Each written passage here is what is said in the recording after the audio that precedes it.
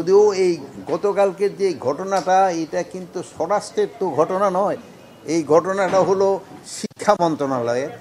এখানে ঢাকা ইউনিভার্সিটির ছাত্রদের সাথে 7 কলেজের ছাত্রদের যে একটা মানে হয়েছে, বাকবিতণ্ডা যেটা হয়েছে, এটা শিক্ষা মন্ত্রণালয়ের সাবজেক্ট। বাট যেহেতু ল অ্যান্ড অর্ডার সিচুয়েশন চলে আসলে আমরা কিন্তু স্বরাষ্ট্র মন্ত্রণালয় ইনভলভ হয়ে যাই। তো বাট একটা ছোটোখাটো একটা ঘটনা নিয়েই কিন্তু এই ঘটনাটার সূত্রপাত।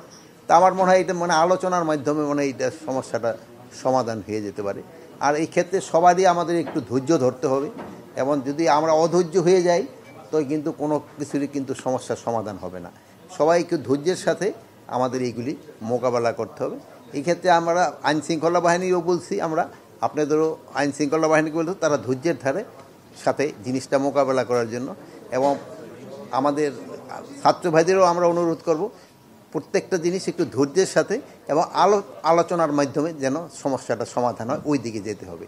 আর অনেক সময় আছে যদি কোনো কিছু হয় করতে হয়, তো রাস্তাটা ব্লক না করে যে জায়গায় ধরেন তাদের মাঠ আছে অথবা আমাদের সরোয়ার্দী উদ্যান আছে, এই সব জায়গায় এসে যদি প্রতিবাদটা করে সবচেয়ে ভালো। তা না হলে রাস্তাঘাটের এইটা বন্ধ করলে একটা যানজটের হয়, এটা কিন্তু জনগণ কিন্তু একটা দুর্ভোগের ভিতরে পড়ে। অনেক সময় আছে যে ভালো পেশেন্ট যাচ্ছে, সে যেতে পারতেছে না, এটা আপনারা নিজেরও তো রিয়েলাইজ করেন। এই শাহবাগ মোড়ে হলে যেখানে দেখে 2টা বড় হসপিটাল, পেশেন্টরাই কিন্তু সবচেয়ে সাফার করে সবচেয়ে বেশি। এইগুলি ক্ষেত্রে আপনারা অধিককে বলবেন। আর তাগো যদি কোনো দাবি দেওয়া থাকে, এটা যেই সব মন্ত্রণালয়ের সাথে তাদের যে দাবি দেওয়াটা আছে ওটা তাদের সাথে যোগাযোগ করে ওইটাতে সলভ করে নেওয়া। এবং প্রত্যেকটা জিনিস আমরা চাচ্ছি যে আলোচনার মধ্যে সলভ হোক। এখন কতগুলি দাবি আছে, তাদের যৌক্তিক দাবি থাকতে পারে বা যেইটাই থাকে, আলোচনার মাধ্যমে এই যৌক্তিক দাবি বা যেই দাবি থাকুক না কেন সলভ হবে।